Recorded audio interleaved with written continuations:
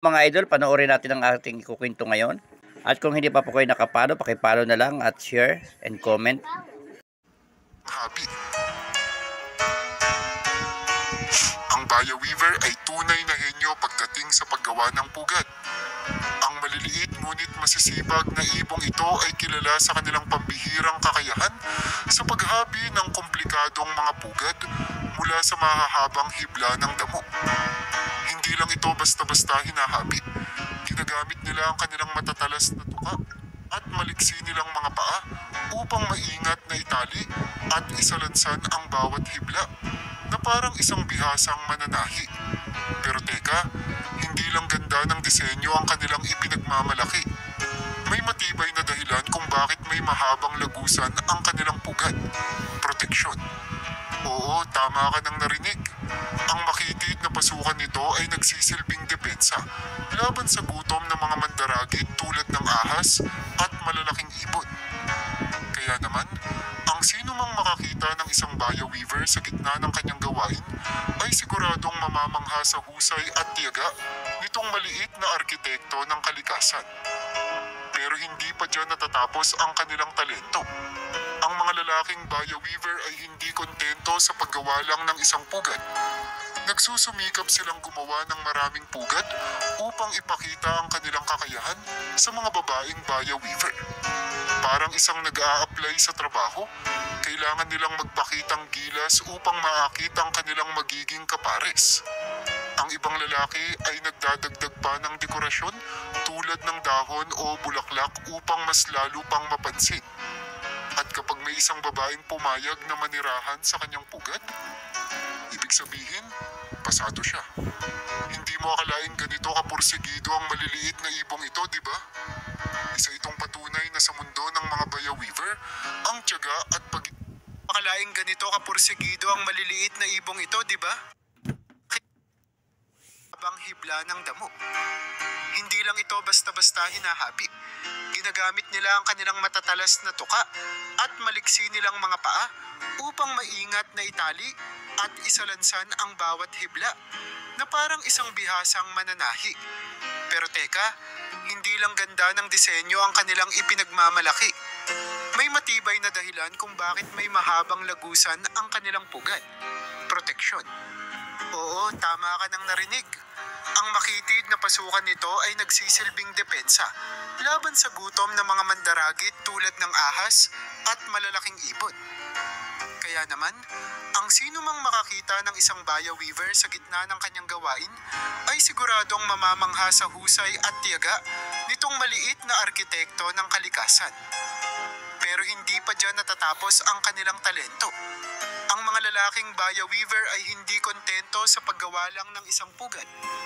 Nagsusumikap silang gumawa ng maraming pugad upang ipakita ang kanilang kakayahan sa mga babaeng Baya Weaver. Parang isang nag-a-apply sa trabaho, kailangan nilang magpakitang gilas upang maakit ang kanilang magiging kapares. Ang ibang lalaki ay nagdadagdag pa ng dekorasyon tulad ng dahon o bulaklak upang mas lalo pang mapansin. At kapag may isang babaeng pumayag na manirahan sa kanyang pugad, ibig sabihin, pasado siya. Hindi mo akalaing ganito kapursigido ang maliliit na ibong ito, di ba? Isa itong patunay na sa mundo ng mga Baya Weaver, ang tiyaga at pagiging masinop ay pawang susi sa tagumpay. Number 9, matalinong habi. Sa init ng araw sa Afrika, isang maliit ngunit masigasig na ibon ang abala sa paggawa ng kanyang pugad, ang Southern Masked Weaver. Kung sa tingin mo ay pare-pareho lang ang mga ibong ito sa kanilang habi, nagkakamali ka. Ang mga Southern Masked Weaver ay may kakaibang paraan ng paggawa ng kanilang tahanan. At ang sikreto, ang kanilang natural na kakayahang pumili ng tamang lokasyon para sa pugad. Hindi lang sila basta naghahabi sa kung saan-saan. Maingat nilang pinipili ang eksaktong lugar kung saan makakakuha ng tamang ventilasyon. Ibig sabihin, kahit nasa kainitan ng araw sa disyerto, ang loob ng kanilang pugad ay nananatiling malamig at komportable. Isa itong natural na air conditioning na binuo ng isang mala-inhinyerong ibon Pero hindi lang malamig at presko ang kanilang pugad, napakatibay rin nito. Ang mga Southern Masked Weaver ay pumipili ng pinakamatitibay na hibla ng damo upang masigurong hindi masisira ang kanilang tahanan kahit pa may malalakas na hangin o ulan. At alam mo ba kung ano ang pinaka nakakabilib? Matapos ang mating season, hindi sila nagiging sentimental sa kanilang mga lumang pugad. Sa halip, sinisira nila ito at nagsisimula ulit mula sa simula. Oo, tama ang narinig mo. Isang fresh start taon-taon. Isa itong patunay na hindi lang sila magaling sa paggawa ng pugad, kundi pati na rin sa pagpapahalaga sa pagiging bago at maayos ng kanilang tirahan. Sino ang mag-aakala na ang isang maliit na ibon ay may ganoong ka-advanced na mindset? Number 8. Lihim na panliligaw.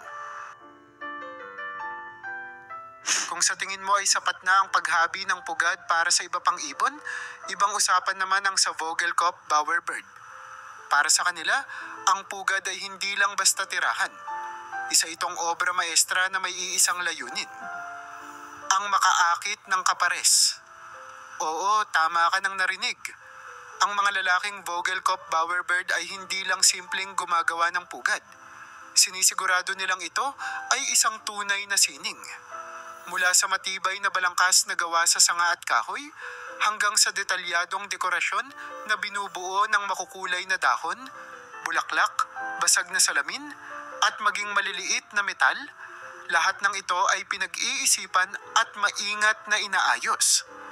Para silang mga interior designer ng mundo ng ibon.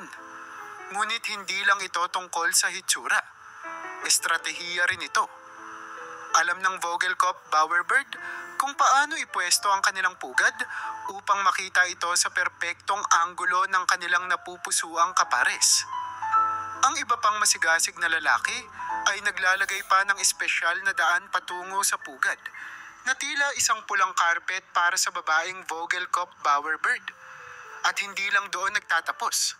Kapag may bisita na, may kasamang ritual na sayaw ang pagpapakitang gilas ng lalaki. Gamit ang kanilang mga pakpak at katawan, sumasayaw sila sa harap ng kanilang hinahangaang ibon, umaasang matatanggap ang kanilang matiyagang inihandang tahanan. Para itong isang reality dating show sa mundo ng mga ibon. Number 7. Hari ng Himpapawid.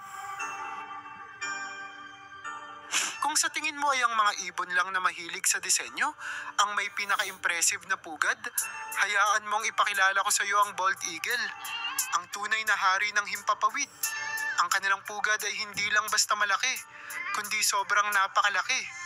Ang pinakamalaking bald eagle nest na naitala sa mundo ay may lapad na halos 3 meters at lalim na 6 meters.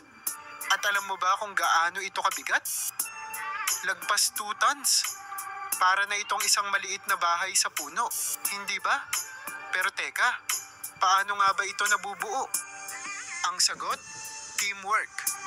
Ang magkaparehang bald eagle ay nagsasama-sama upang kolektahin ang mga sanga, damo, at iba pang materyales upang mabuo ang kanilang napakalaking pugad. At ang mas pagpapaganda nito, taon-taon. Bawat mating season, dinaragdagan nila ito ng panibagong mga materyales upang mas lalo pang palakasin at pagandahin. Parang ang loob naman ng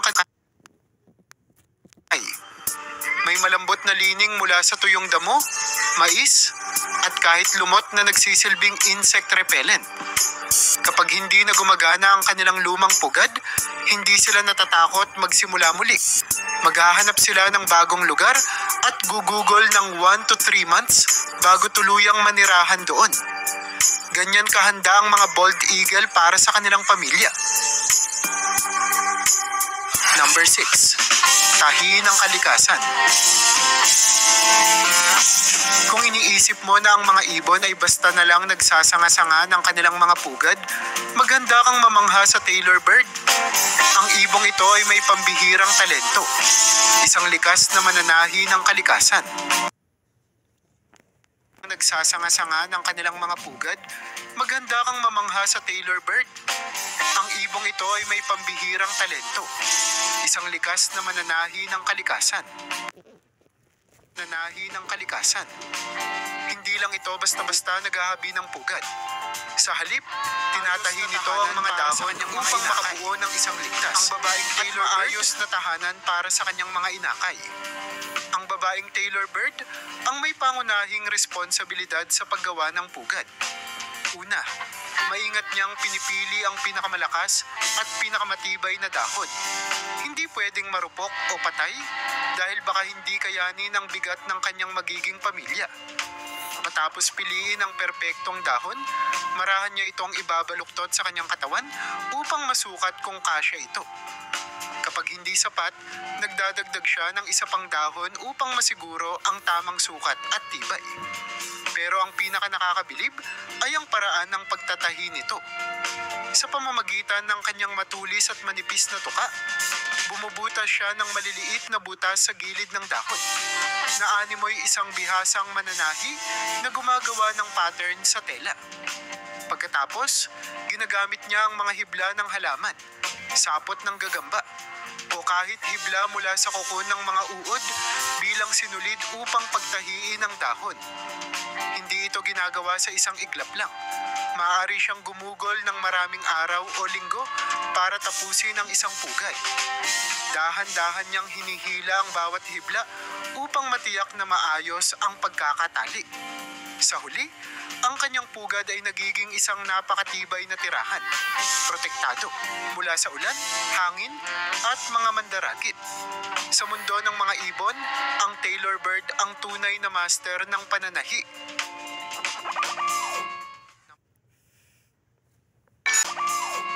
Number 5. Lumulutang na bahay.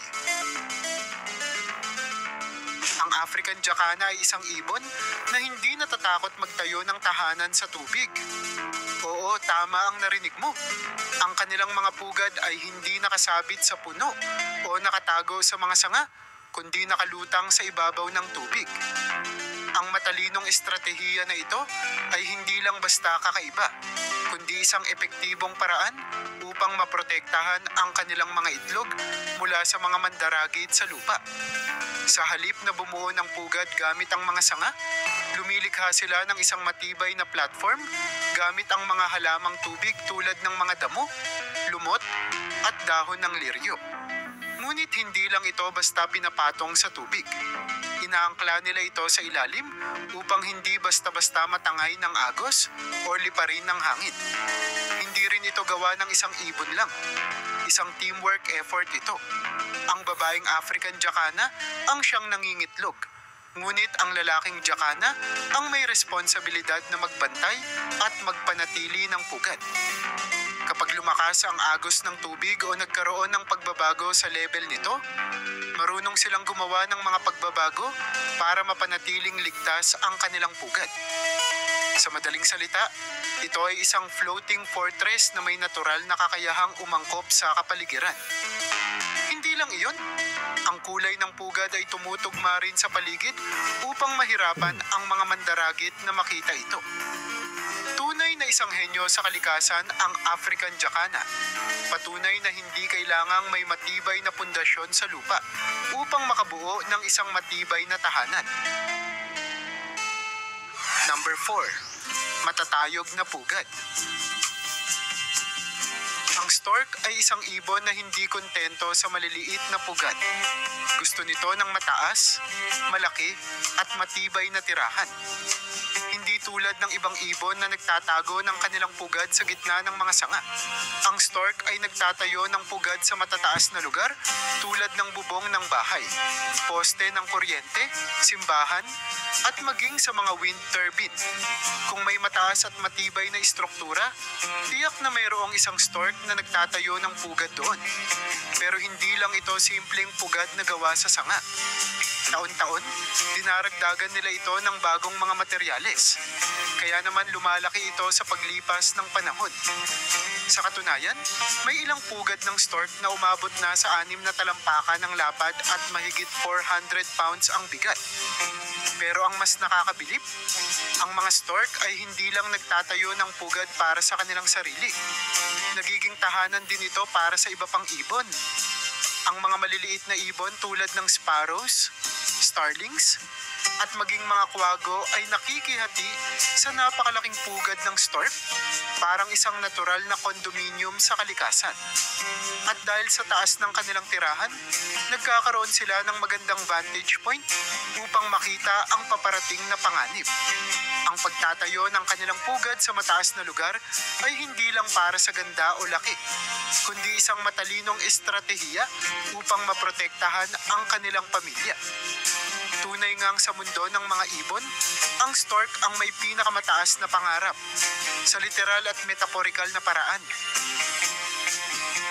Number 3, tahanan sa alon. Habang ang ibang ibon ay nagtatayo ng kanilang pugad sa puno, bangin o mga poste, ang Great Crested Grebe ay may natatanging tahanan sa tubig mismo. Katulad ng African Jacana, ang ibong ito ay dalubhasa sa paggawa ng mga lumulutang na pugad. Pero ang twist, ang pugad ng grebe ay may kakayahang sumabay sa pagtaas at pagbaba ng tubig sa pamamagitan ng paglalagay ng mga damo, ugat at lumot sa ibabaw ng tubig. Bumubuo sila ng isang pundasyong kayang umangkop sa pagbabago ng kapaligiran. Kapag tumaas ang tubig, umaangat din ang pugad. Kapag bumaba ito, bumababa rin ang kanilang tahanan. Para itong isang natural na floating houseboat na sumusunod sa alon ng ilog o lawa. Ang paggawa ng pugad ay isang teamwork effort din para sa grebe. Ang isa ay nagtitipon ng mga materyales, habang ang isa naman ay nagbabantay laban sa mga mandaragit. Ang kanilang pagiging masinop ay hindi lang sa pagtatayo. Kapag kailangan nilang lumisan sandali, tinatakpan nila ang kanilang mga itlog gamit ang mga dahon upang mapanatili ang init nito at maiwasang makita ng mga kalaban. Tunay na nakakamangha ang diskarte ng ibong ito sa pagprotekta ng kanilang pugad. Kung isipin mo, hindi lang ito isang simpleng tahanan sa tubig. Isa itong lumulutang na kastilyo na nagpapakita ng talino at kakayahan ng Great Crested Grebe. Number 2, pugad sa taas. Sa mundo ng mga ibon, may isa na hindi lang basta mahusay sa paggawa ng pugad, kundi isa ring tunay na air acrobat, ang common swift. Kung iniisip mong ang mga ibon ay palaging nakatigil sa kanilang pugad, ibang usapan ito para sa kanila. Ang mga common swift ay halos buong buhay nilang ginugugol sa ere, bihirang lumapag sa lupa, at bumababa lang kapag magpapahinga o magpapalago ng pamilya. At paano sila gumagawa ng pugad sa taas? Napakasimple ngunit henyo ang kanilang diskarte. Ang kanilang sariling laway ang ginagamit nilang pandikit. Oo, tama ang nabasa mo. Sa halip na umasa sa mga sanga o damo tulad ng ibang ibon, gumagamit sila ng matibay at malagkit nilang laway upang buuin ang kanilang mga pugad sa mga bangin, gusali, at kahit sa ilalim ng bubong ng mga lumang tore. Kapag nakahanap na sila ng perpektong lokasyon, madalas sa mataas na bahagi ng isang gusali o cliff na hindi kayang abutin ng mandaragit, magsisimula silang mag-ipon ng maliliit na sanga, dahon, at kahit hibla ng damo. Isinasama nila ito sa kanilang espesyal na laway na nagiging parang likas na pandikit. Ang resulta, isang matibay at ligtas na tahanan para sa kanilang mga inakay, protektado mula sa masamang panahon at mga mandaragit. Bukod pa riyan, napaka-estratehiko ng kanilang pamumuhay. Kapag lumamig ang panahon o tapos na ang breeding season, iniiwan nila ang kanilang pugad at lilipad patungo sa mas maiinit na lugar, na parang mga migratory travelers na bumabalik lamang sa kanilang tahanan kung kailan kinakailangan. Sa mundo ng mga ibon, walang katulad ang diskarte ng common swift, isang tunay na arkitekto ng himpapawid.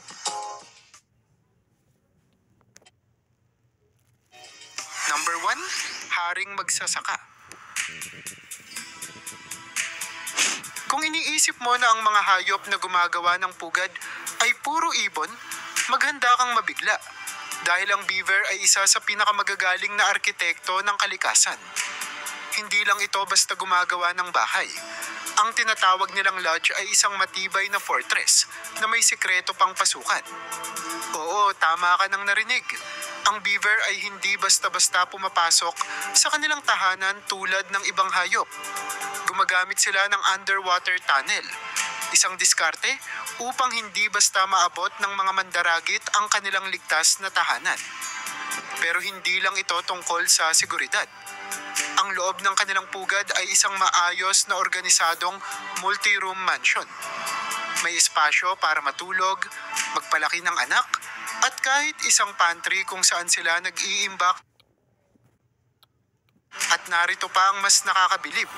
Hindi lang nila iniisip ang kanilang sariling tahanan, kundi pati ang buong ekosistema sa paligid nila. Sa pamamagitan ng pagtatayo ng dams, pinapabagal nila ang agos ng tubig upang lumikha ng isang tahimik at ligtas na pond. Hindi lang para sa kanila, kundi para rin sa maraming ibang hayop tulad ng isda, palaka at ibon. Parang isang natural na environmental engineer, di ba? Ang tubig na nalilikha mula sa kanilang mga dam ay tumutulong upang maiwasan ang pagbaha at mapanatili ang tamang balanse ng kalikasan. Hindi lang sila gumagawa ng pugad, binabago nila ang buong tanawin ng kanilang paligid. Sa mundo ng mga hayop, ang beaver ay hindi lang isang simpleng builder, kundi isang tunay na master engineer ng kalikasan.